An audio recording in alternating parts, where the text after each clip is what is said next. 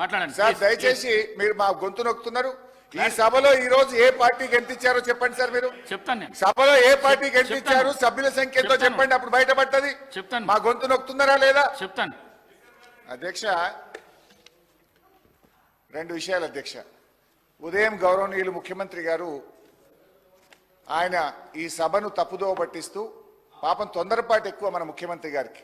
I suggest him, ఆయన కూడా senior సభ్యులే, కానీ ఎవరో ఒక కాగితం తెచ్చేయగానే తొందరపడి మాట్లాడితే అది వారి గౌరవాన్ని తగ్గిస్తుంది, ఆ కుర్చీ గౌరవాన్ని తగ్గిస్తుంది. నేను వారితో ఏం కోరుతున్నా అంటే, మీరు ఒకటికి రెండు సార్లు చెక్ చేసుకొని మాట్లాడితే ఈ సభ హుందాతనము, మీ హుందాతనం కూడా పెరుగుతుంది. నేను I would like to set the record అధ్యక్ష. వారిచ్చిన పేపర్ ఇది అధ్యక్ష. నేనేం చెప్పినా ఉదయం మాట్లాడేటప్పుడు, ఉదయ్ పథకములో కేంద్ర ప్రభుత్వము బలవంతంగా 9,000 కోట్ల అప్పు మన మీద రుద్దింది అని ఉదయం చెప్పాను. చెప్తే ముఖ్యమంత్రి గారి కాగితం తెచ్చి, ఇది ఉదయ్దే, తెచ్చి వీళ్ళు ఏం చదివిండ్రు, మీరు అన్ని మీటర్లు పెట్టుండ్రు, మీరు సంతకాలు పెట్టిండ్రు, పలానా ఆయన పెట్టిండు, ఈయన పెట్టిండు, ఆయన పెట్టిండు అని చాలా సుదీర్ఘంగా చెప్పారు. నేను చెప్పింది ఏంటిది, కేంద్ర ప్రభుత్వం 30,000 కోట్ల రూపాయల అప్పు మాకు ఇస్తామన్నా బోరు బావుల కాడ మీటర్లు పెట్టము, మేము విద్యుత్ సంస్కరణలను ఒప్పుకోము అని సభానాయకుడిగా కేసీఆర్ గారు ఇక్కడ ఉండి చెప్పారు అని నేను చెప్పిన. దాని మీద లేచి ముఖ్యమంత్రి గారు ఈ కాగితం నాకు పంపారు. నేను ఇచ్చే కాగితం కూడా మీ ద్వారా మళ్ళీ వారికి పంపుతా.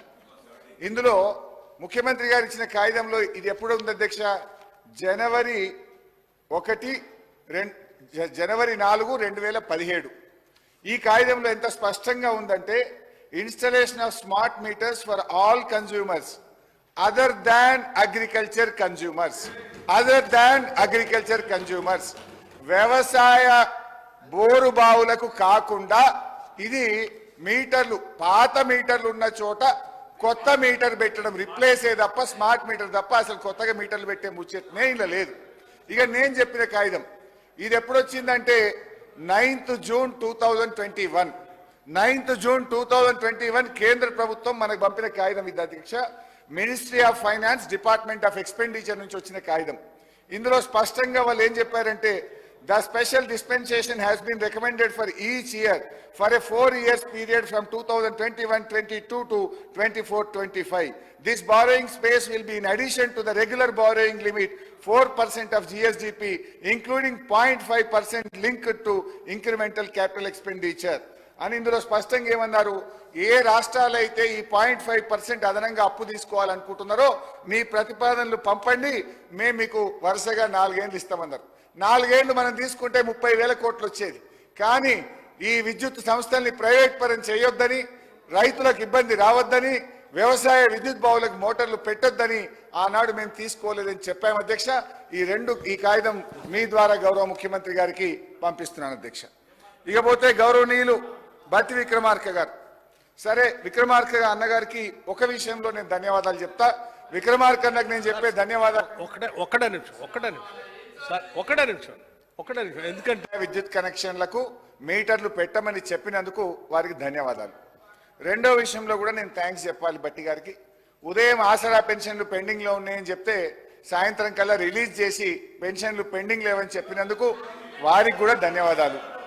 ఇక రెండో విషయం అధ్యక్ష, బట్టి గారు ఇప్పటిదాకా మాట్లాడారు. నిజంగా వారి మాటలు, ఆ గోబల్స్ ఆయన బతుకుంటే మాత్రం ఇవాళ ఉరేసుకుంటుండే, అట్లా ఉన్నాయి వారి మాటలు.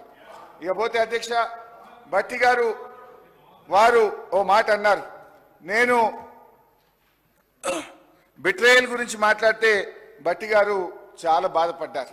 నేను అంటున్నాను అధ్యక్ష, గ్యారంటీలు అమలు ఎప్పుడని మాట్లాడితే మళ్ళా గదే పాత ముచ్చట చెప్పేటువంటి ప్రయత్నం బట్టి గారు చేశారు. నేను అనేది ఏంటంటే, ఇవాళ నిజంగా బిట్రేయల్ చేయలేదా మీరు? ఇవాళ 100 రోజుల్లో 6 గ్యారంటీలు అమలు చేస్తామని బాండ్ పేపర్ మీద రాసిచ్చి 4,000 పెన్షన్ ఇవ్వకుండా మోసం చేసింది నిజం కాదా? 2,500 మహిళలకు ఇచ్చేయండి నిజం కాదా? విద్యార్థులకు భరోసా కార్డు ఇవ్వండి నిజం కాదా?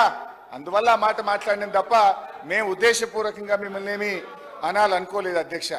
ఇకపోతే అధ్యక్ష, ఇంకొక విషయంలో, ఎక్సైజ్ విషయంలో ఆదాయం పెంచుతారా పెంచమా అని మేము అడిగాం. వారు మాట అన్నారు, వారు మాట్లాడుతూ షాపులు నెక్స్ట్ ఇయర్ది ముందే మీరు వేలం వేశారన్నారు. నెక్స్ట్ ఇయర్ది కాదు, అదే సంవత్సరం డిసెంబర్ 1వ తారీఖున కొత్త షాపులు స్టార్ట్ కావాలి. డిసెంబర్ అంటే మనం ఎలక్షన్స్ లో ఉంటాం కనుక 2-3 నెలల ముందు యాక్షన్ చేసింది తప్ప 1 సంవత్సరం ముందుది చేయలేదు అధ్యక్ష. అయితే అధ్యక్ష ఎక్సైజ్ ఆదాయం వారన్నారు మేము ధరలు పెంచము, మాకు పెంచే ఆలోచన లేదు అన్నారు. ఇది బడ్జెట్ ఎస్టిమేట్స్ ఫర్ 2024-25 గౌరవనీయులైన ఆర్థిక మంత్రి గారు వారి సంతకం ఉంది, వారి పేరుంది, వారు పెట్టిన బడ్జెట్లోనే ఇందులో ఏం రాశారు అధ్యక్ష? ఎక్సైజ్ ఆదాయం ఏం రాశారు? ఒకటి ఎక్సైజ్ ఆదాయం ఎలా పెంచుతారో కూడా బడ్జెట్లో చెప్పారు. కానీ వారి మాటల్లో ఏమంటున్నారు? మేము ధరలు పెంచము, ప్రజల మీద భారం వేయము అని ఉపన్యాసంలో చెప్పారు. ఉపన్యాసంలో చెప్పింది నిజమా? బడ్జెట్ బుక్కుల్లో పెట్టింది నిజమా? బడ్జెట్ బుక్కుల్లో డ్యూటీ ఆన్ బీర్ మొన్న రివైజ్ ఎస్టిమేట్ లో 2766 కోట్లు వస్తే ఈ బడ్జెట్ లో వారు ప్రతిపాదించింది 3500 కోట్లు. అంటే డ్యూటీ ఆన్ బీర్ అంటే బీర్ మీద పన్నులు పెంచుతాము, 2766 నుంచి 3500 కోట్లకు పెంచుతామన్నారు. అదే విధంగా డ్యూటీ ఆన్ స్పిరిట్స్ అంటే లిక్కర్ విస్కీ, దీని మీద గత సంవత్సరం 11,031 కోట్లు వస్తే దాన్ని 15,500 కోట్లకు పెంచుతామని స్పష్టంగా భట్టి గారి బడ్జెట్ బుక్కులోనే ఉంది. అంటే ధరలు పెంచుతాం, పేదల రక్త మాంసాలు పీలుస్తామని బడ్జెట్ బుక్కులోనే చెప్తారు, మరి పెంచలేదు అనే మాట ఎట్లా చెప్తారని అడుగుతా ఉన్నా అధ్యక్ష. ఇకపోతే హైదరాబాద్ త్రాగునీరు మేమే చేసామన్నారు. నేను వారిలాగా దీర్ఘంగా చెప్పని కానీ మరి మీ హయాంలో జలమండలి ముందు ధర్నాలు ఎందుకున్నాయి? మీ హయాంలో మరి ఎందుకు అసెంబ్లీలో త్రాగునీటి కోసం వాగ్యుద్ధాలు ఉన్నాయి? ఈ రోజు సార్ నేను హరీష్ రావు గారిని కోరుతా ఉన్నాను. స్పీకర్ సార్, నేను ఎక్కువ డీటెయిల్స్ పోను కానీ షార్ట్ గానే చెప్పే ప్రయత్నం చేస్తున్నా. అయితే త్రాగునీటిలో నేను మంత్రి గారు అన్నారు అంతా మేమే చేశామన్నారు. మరి గత కాంగ్రెస్ ప్రభుత్వం ఉన్నప్పుడు హైదరాబాద్ లో ఎందుకు నీళ్ల కొట్లాటలు ఉన్నాయి? బిందెలు పట్టుకొని రోడ్డు మీదకి ఎందుకు వచ్చారు? ఎందుకు తాగునీటి వాగ్యుద్ధాలు అసెంబ్లీలో జరిగినాయని నేను అడుగుతా ఉన్నా. ఒకటి. రెండవది, గ్యాస్ సిలిండర్ల విషయంలో బత్తి గారు గొప్పగా చెప్పారు, మేము ఉచిత గ్యాస్ 500 రూపాయలకి ఇస్తున్నామన్నారు. రాష్ట్రంలో ఉన్న తెల్ల రేషన్ కార్డులు 90 లక్షలు, మీరు ఇచ్చింది ఇప్పటిదాకా 42 లక్షలు, అంటే సగం మందికి కూడా ఇయ్యలే. పోనీ ఆ 42 లక్షలకు ఎన్ని సిలిండర్లు ఇచ్చారు? 68 లక్షల సిలిండర్లు. అంటే ప్రతి కుటుంబానికి 1.5 సిలిండర్ కూడా ఇప్పటిదాకా 8 నెలల్లో మీరు ఇచ్చింది 1.3 సిలిండర్ మాత్రమే. 1.5 సిలిండర్ కూడా ఇవ్వలేదని వారి బుక్కులోనే ఉందన్నటువంటి విషయాన్ని గుర్తు చేస్తా ఉన్నా. ఇకపోతే స్టాంప్స్ అండ్ రిజిస్ట్రేషన్ 4,000 కోట్ల ఆదాయం ఎట్లా పెంచుకుంటారని అడిగితే మేము ఎల్ఆర్ఎస్ చేస్తాము అన్నారు. అధ్యక్ష, ఎల్ఆర్ఎస్ ఆ రోజు మా ప్రభుత్వం తెస్తే గౌరవనీయులు భట్టి గారు, ముఖ్యమంత్రి రేవంత్ రెడ్డి గారు, అప్పుడున్న ఉత్తమ్ కుమార్ రెడ్డి గారు ఏమన్నారు? మీరు పేద ప్రజల రక్త మాంసాలు పిలుస్తారా? ఇది అన్యాయం, ఎల్ఆర్ఎస్ ఉచితంగా చేయాలని మమ్మల్ని తిట్టిపోశారు అధ్యక్ష. బట్టన్న అంటున్నాడు, తల ఊపిండ్రు. నేను బయటకు పోగానే ఆ వీడియోలు బట్టన్నకు పంపుతా. ఆనాడు ఉచితంగా ఎల్ఆర్ఎస్ చేయాలని భట్టి గారు అన్నరా లేదా? రేవంత్ రెడ్డి గారు అన్నరా లేదా? ఉత్తమ్ కుమార్ రెడ్డి వీడియోలు వారికి పంపుతా. ఒకవేళ మీ మాట మీద మీకు నమ్మకం ఉంటే, మీరు మాట మీద నిలబడే వాళ్ళైతే, మీకు నిజాయితీ ఉంటే, మీరు ఇచ్చిన మాట కట్టుబడి 25 లక్షల మంది పేద ప్రజలకు ఎల్ఆర్ఎస్ ను ఉచితంగా చేయాలని చెప్పి నేను కోరుతా ఉన్నా. ఇక అధ్యక్ష కరెంటు విషయంలో బట్టన్న చాలా సుదీర్ఘంగా మాట్లాడారు. నేను రేపు మా విద్యుత్ శాఖ మంత్రి గారు పద్దులో వివరంగా ఆన్సర్ చెప్తారు. బట్ నాది సూటి ముచ్చట, ఇవాళ మీరు ఇంత కరెంటు చక్కగిస్తే ప్రజలు, రైతులు రోడ్ల మీద వచ్చి ధర్నాలు ఎందుకు చేస్తున్నారు? పవర్ ఇంటరప్షన్స్ ఎందుకున్నాయి? ఇది ప్రజలు చూస్తా ఉన్నారు అధ్యక్ష. ఇకపోతే అధ్యక్ష, సీతారామ విషయంలో మాత్రం తప్పకుండా మా భట్టి గారికి సన్మానం చేయాల్సిందే. 75 కోట్లు ఖర్చు పెట్టి 1,25,000 ఎకరాలకు నీళ్ళు ఇచ్చామన్నారు. అంటే మేము పంప్ హౌజులు కట్టండి, పవర్ హౌజులు కట్టండి, కెనాళ్ళు కట్టండి, మేము పైప్ లైన్లు వేయండి, ఇదంతా జరుగుతుంది అధ్యక్ష. ఇది పూర్తిగా సత్యదూరమైనటువంటి విషయం. ఇక నేను కొన్ని క్లారిఫికేషన్ సూటిగా అడాలనుకుంటున్నా. మరి భట్టి గారు కొంచెం రాసుకోవాలని నా రిక్వెస్ట్, సూటిగా సమాధానం చెప్పాలని రిక్వెస్ట్. ఒకటి అధ్యక్ష, సరే ఆసరా పెన్షన్ అయితే ఇచ్చిండ్రు, సంతోషం. ఇవాళ కేంద్ర ప్రభుత్వం నుంచి 800 కోట్లు ఉపాధి హామీ డబ్బులు వచ్చినాయి. దానికి మ్యాచింగ్ గ్రాంట్ 350 కలిపి ఆ 1150 కోట్లు వెంటనే ఉపాధి హామీ బిల్లులు చెల్లించాలని, మెటీరియల్ కాంపోనెంట్ డబ్బులు ఎప్పటిలోగా విడుదల చేస్తారో చెప్పాలి. నంబర్ 1. నంబర్ 2, ఫైనాన్స్ కమిషన్ నుంచి ఢిల్లీ నుంచి 500 కోట్లు వచ్చినాయి. 3 నెలలు దాటింది. అవి ఎప్పట్లోగా గ్రామ పంచాయతీలకు విడుదల చేస్తారు. గ్రామ పంచాయతీలో బుగ్గలు వేయడానికి, ట్రాక్టర్ల డీజిల్ వేయడానికి, బ్లీచింగ్ పౌడర్ కు డబ్బులు లేని పరిస్థితి ఉంది. మీరు రాష్ట్రం ఇవ్వకపోయినా ఆ ఢిల్లీ నుంచి వచ్చిన 500 కోట్లు ఎప్పట్లోకి ఇస్తారో చెప్పండి. అధ్యక్ష, అదేవిధంగా ఇవాళ ఏసీడీపీ విషయంలో ముఖ్యమంత్రి గారితోని ఉప ముఖ్యమంత్రి గారితో అదొక విజ్ఞప్తి. గతంలో ఇక్కడ జానారెడ్డి గారు లేచి ఏసీడీపీ నిధులు అధికార పక్షంతో పాటు ప్రతిపక్షానికి కూడా సమానంగా ఇవ్వాలని అడగగానే ఆనాటి సభానాయకుడు, ఎందుకంటే ఆ రోజు జానారెడ్డి గారు ఏమన్నారు, ఎంపీ ఫండ్స్ ఏ పార్టీ అయినా అందరికీ 5 కోట్లు వస్తున్నాయి, ఎమ్మెల్యే ఫండ్స్ కూడా అట్లే ఇవ్వాలని జానారెడ్డి గారు కోరంగానే కేసీఆర్ గారు లేచి అప్పటిదప్పుడు ఒప్పుకొని అధికార పక్ష ఎమ్మెల్యేలతో సమానంగా ప్రతిపక్ష ఎమ్మెల్యేలకు ఇచ్చారు. మీది ప్రజాప్రభుత్వం అన్నారు, మీది ప్రజాపాలన అన్నారు, అందరికీ సమపాలన అన్నారు. దయచేసి ఏసీడీపీ నిధులు ముఖ్యమంత్రి గారు ఈ 5 కోట్ల రూపాయలు మరి అధికార పక్షంతో పాటు ప్రతిపక్ష ఎమ్మెల్యేలకు కూడా సమానంగా ఇవ్వాలని మీ ద్వారా గౌరవ ముఖ్యమంత్రి గారిని ఉప ముఖ్యమంత్రి గారిని కోరుతున్నాం. అదేవిధంగా 3500 ఇండ్లు ప్రతి అసెంబ్లీ కాన్స్టిట్యున్సీకి ఇస్తామన్నారు. ఆ ఇండ్లు కూడా దయచేసి మరి అధికార పక్షంతో పాటు ప్రతిపక్ష ఎమ్మెల్యేలకు కూడా అందించాలని మీ ద్వారా కోరుతా ఉన్నాం అధ్యక్ష. అధ్యక్ష, అదేవిధంగా గౌరవనీయులు భట్టి గారితో నాదొక విజ్ఞప్తి అధ్యక్ష.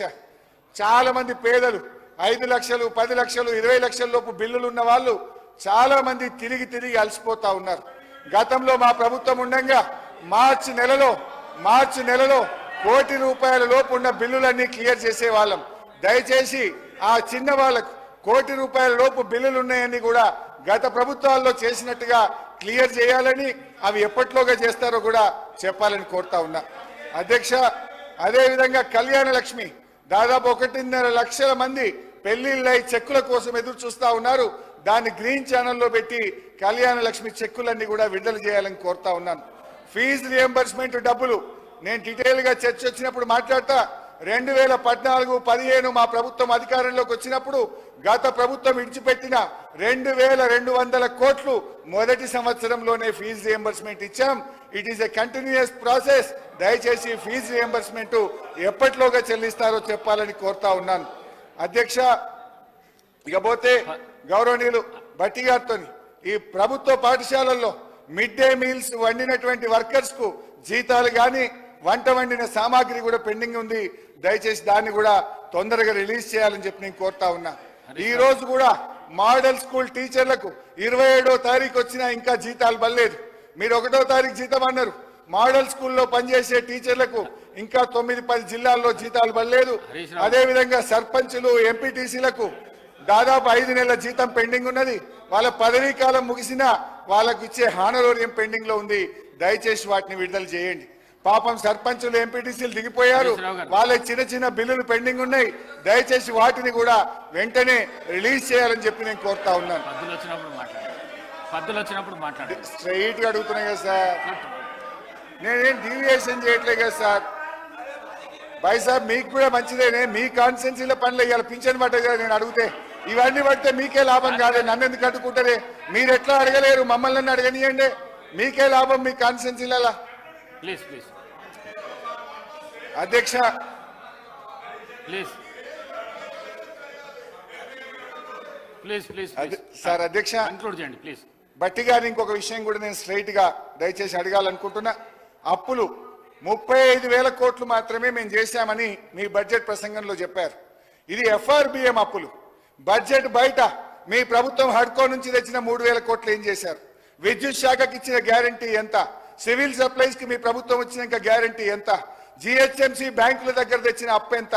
నిన్నగాక మొన్న ఎన్సీడీసీ నుంచి 5,000 కోట్ల అప్పు తెచ్చుకున్నారు. ఇవన్నీ ఎందుకు దాచిపెడుతున్నారు?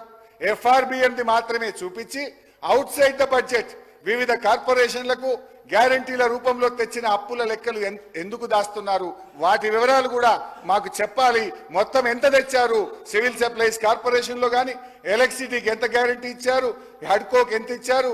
ఎన్సీడీసీ నుంచి ఎంత తెస్తున్నారు? ఇతర వివిధ కార్పొరేషన్లకు ఎంత గ్యారంటీలు ఇచ్చారు, ఎంత తెచ్చారో కూడా చెప్తే ప్రజలకు అర్థమవుతుంది, సభలో ఉండే సభ్యులకు కూడా అర్థమవుతుంది. ఇకపోతే రీపేమెంట్స్ కూడా మీరు తక్కువ చేసి చూపారు. మీ అంకెలను అడ్జస్ట్ చేయడానికి చెప్పారా? నిజంగా రీపేమెంట్స్ తగ్గుతున్నాయా? ఈ వచ్చే సంవత్సరం మనం కట్టాల్సిన ప్రిన్సిపల్ ఎంత, ఇంట్రెస్ట్ ఎంత, వాస్తవాలకు సరిపోకుండా మీ అంకెలు ఉన్నాయని గతంలో ఆర్థిక మంత్రిగా పనిచేసిన అనుభవంతో నేను చెప్తున్నా. వాస్తవానికి కట్టాల్సిన దాంట్లో సగం కూడా మీరు బడ్జెట్లో పెట్టలేదు. అంటే మీరు ఏం చేయబోతున్నారు? ఎలా మీరు ప్రిన్సిపల్ అండ్ ఇంట్రెస్ట్ పేమెంట్ చేయబోతున్నారు? ఎందుకు బడ్జెట్లో తక్కువ పెట్టారు?